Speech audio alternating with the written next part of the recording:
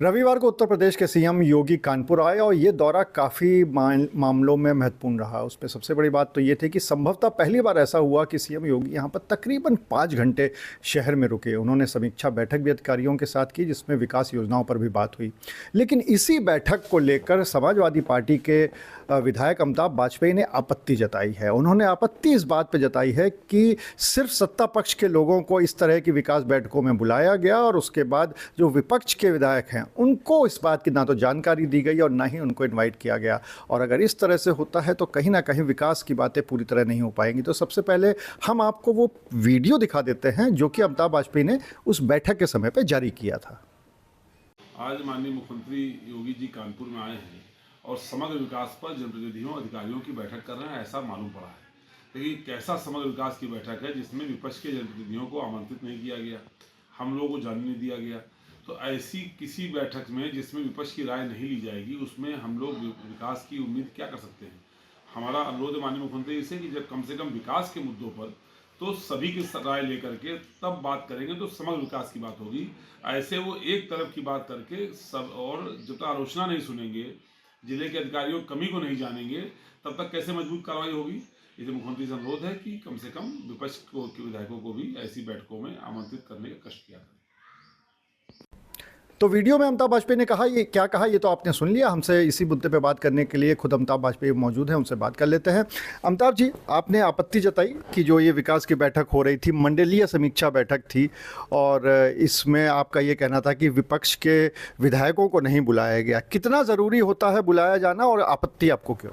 देखिए, सरकार का जब सरकार होती है, सरकार में दोनों हिस्से होते हैं, दो पहिए होते हैं, एक पक्ष होता है, विपक्ष होता है। विपक्ष भी उतना ही महत्वपूर्ण है जितना सत्ता पक्ष महत्वपूर्ण है। ठीक है, योजनाएं पास आपको करनी है, राय लेने में क्या जाता है आपका। पहले भी हमारी शिकायत रही है कि बहुत सारी योजनाएं ऐसी बनी जो हम ही लोगों के क्षेत्र में बनी, पर हम लोग की राय से नहीं बनी। आज जनता के बीच में जाते हैं तो लोग उनका विरोध करते हैं, लोग कहते हैं योजना ठीक नहीं है, इसमें धन की बर्बादी हुई है। उसी जगह पर आवश्यक काम जो होता है वो नहीं हो पाता है, गैर जरूरी काम हो जाता है। तो इसलिए राय जरूरी है, क्योंकि जनता के बीच में जनप्रतिनिधि को ही जाना होता है। बैठक का नाम क्या था? समग्र विकास। समग्र कैसे होगा जब सब लोगों की राय नहीं होगी, तो समग्र कैसे होगा? इसका मतलब समग्र विकास की बैठक नहीं थी। बैठक कहाँ हो रही थी? सरसैया घाट पर सभागार में। वो किस विधानसभा में है? आरनगर में। चुन्नीगंज मेट्रो स्टेशन देखने गए, वो किस विधानसभा में है? वो आरनगर में है। उसके बाद भी आप आरनगर विधायक को नहीं बुला रहे हैं, तो क्या है? कुछ छुपा रहे हो क्या? कोई ऐसी बात है जो हम लोग नहीं बताना चाहते, या आपको ऐसा लगता है कि आप विकास नहीं कराओगे तो हम लोग नहीं जीत पाएंगे? ऐसी गलतफहमी है क्या? क्या हम उनको बता नहीं सकते थे कि साहब फूलबाग में उन्होंने, आपके अधिकारियों ने एक पैदल पार करने का पुल बनाया जिस पर आज तक कोई पार ही नहीं किया? अगर ये बता ही लेते तो होता, उस अधिकारी की जांच हो जाती और जो दोषी अधिकारी है वो उसको सजा मिल जाती, और वो जो अनुपयोगी धन बर्बाद हो रहा है वो जनता को उपयोग में आता। अगर हम उनको बता पाते कि JNU परियोजना अधूरी है सो है, उसमें रखरखाव का एक भी पैसे का बजट जारी नहीं हो रहा है, इसकी वजह से पेयजल टंकियाँ बहुत सारी बनने के बावजूद काम नहीं आ पा रही, मोटरें जलने के बाद ठीक नहीं हो पा रही, तो क्या नुकसान होता है जनता का? हम उनसे कोई अपने लिए कुछ नहीं मांगते। हो सकता है कि जो कुछ बातें हमारी भी जानकारी में हैं, जनता के बीच में रहने की वजह से वो मुख्यमंत्री को बताते और मुख्यमंत्री उन पर सही निर्णय ले पाते, लेकिन शायद उनको विपक्ष से बात करना गवारा नहीं है, इसलिए उन्होंने विपक्ष को ना बुला करके एक तरफा बैठक करी है। क्योंकि हमें लगता है उनको कोई चश्मा लगा है, कोई विशेष रंग का चश्मा लगा करके वो देखते हैं, वो सही चश्मा लगा के सही चीज़ों को देखना नहीं चाहते हैं।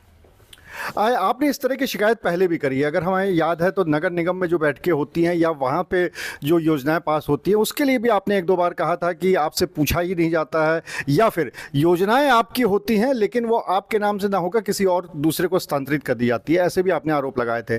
अब आप सीएम के ऊपर लगा रहे हैं कि सीएम इस तरह की बैठकों में नहीं बुलाते। आखिर आपको क्या लगता है कि इसके पीछे कारण क्या हो सकता है जो विपक्ष के विधायक आप लोग को नहीं बुलाए जाते? देखिए, भारतीय जनता पार्टी की जो राजनीति है नकारात्मक राजनीति है। ये हमेशा इतिहास पढ़ते हैं, विवादित बातें ढूंढते हैं, ये ऐसी बातें करना चाहते हैं जिसमें विकास का कोई वास्ता नहीं है। ये हमेशा नफरत को फैलाते हैं, घृणा को फैलाते हैं और उस तरह की चीज़ों पर ही भरोसा रखते हैं। इसलिए ये सबके साथ नहीं बैठना चाहते, क्योंकि होता बैठे तो कोई और कोई बात करते। मुझे याद आ रहा है एक बार जब पहली बार माननीय मुख्यमंत्री जी कानपुर आए थे और KDA में बैठक करी थी, जब फर्स्ट टाइम आए थे, तो हम लोग भी गए थे। हमने उसमें गलती केवल ये करी कि हमने उस बैठक में एक सूची दे दी कि साहब ये काम हमारी सरकार में हुए हैं और ये काम अधूरे पड़े, इनको कृपा करके पूरा करा दीजिएगा। शायद उनको सूची अच्छी नहीं लगी होगी, उसके बाद से वो दिन है, आज का दिन है, हम लोग कभी उनको आमने सामने देख नहीं पाए कानपुर के अंदर कम से कम।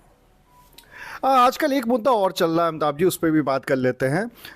बाबर और राणा सांगा का मुद्दा चल रहा है, जिसमें आप ही के पार्टी के सांसद ने बहुत आपत्तिजनक बातें कही हैं। तो पहली बात तो उनके जो बयान है उससे आप कहाँ तक सहमत हैं, और दूसरी बात ये कि आपके क्या राष्ट्रीय अध्यक्ष ऐसा लगता है कि उस मुद्दे पे माफ़ी मांगेंगे? किसने क्या कहा, सबका अपना अपना विचार है और सबने किताबों को अपने अपने तरीके से पढ़ा है। अब किस किताब में किसने क्या पढ़ा ये तो हमको नहीं पता ना। सबने अपना अपना पढ़ा और अपना अपना कहा, जिसने जो कहा उसके लिए वो स्वयं जिम्मेदार है। वो सही है गलत इसका फैसला कौन करेगा? जो इतिहास किताब में कुछ आपने पढ़ा, कुछ हमने पढ़ा, किसने सही पढ़ा किसने गलत पढ़ा, इसका फैसला कौन करेगा? कुछ संस्था तो है नहीं फैसला करेगी, कोई स्वयंभू होकर फैसला कर दे नहीं आपने गलत कह दिया अब आप माफ़ी मांगो, कोई कह दे नहीं आपने सही कहा। तो कौन किसको सही कह रहा है, कौन किसको गलत कह रहा है? हम ये कह रहे हैं कि इतिहास की जड़ें खोदने के बजाय भविष्य की नींव कैसे तैयार हो, कैसे सकारात्मक बात हो, कैसे विकास हो, कैसे आने वाली पीढ़ियों का जीवन ठीक हो, इसके बारे में चर्चा ज़्यादा होनी चाहिए, इतिहास के बारे में चर्चा कम होनी चाहिए। एक आखिरी सवाल, ये जो बैठकों में नहीं बुलाया जाता है तो क्या इसके लिए आप सीएम योगी को कुछ मिल के बताना चाहेंगे या कुछ लिख के देना चाहेंगे या अपनी आपत्ति दर्ज कराएंगे? किससे कहें, क्यों कहें, क्या होने वाला है उससे? जिसको हम लोगों के विचार सुनने ही नहीं उसको देने क्यों है हमें? हम लोग अपने तरीके हैं काम कराने, काम तो हम करा ही रहे हैं, काम तो होते ही हैं। लड़ना पड़ता है, जो काम मुख्यमंत्री के पास एक बार में हो सकता है होता 6-7 बार लिखना पड़ जाए, होता कई महीने कई साल उसके लिए दौड़ना पड़ जाए।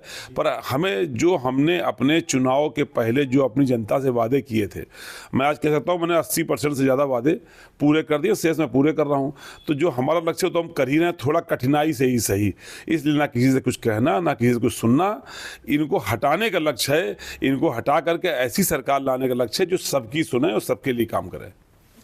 तो आप थे अमिताभ बाजपेयी, जिनका साफ तौर पे ये कहना था कि जब सीएम कानपुर आए तो जहाँ पर उन्होंने बैठक करी वो भी क्षेत्र उनका, जहाँ पर वो देखने गए, निरीक्षण करने गए मेट्रो का, वो भी क्षेत्र उनका, और उसके बाद भी अगर स्थानीय विधायक को ही नहीं बुलाया तो कहीं ना कहीं अमिताभ बाजपेयी जी का आरोप है कि कहीं बातें छुपाने की कोशिश है और जो कुछ कमियां हैं वो उजागर ना हो पाएँ, शायद इसी बात की कोशिश करी जा रही है। अनुराग अग्रवाल, TV9 कानपुर।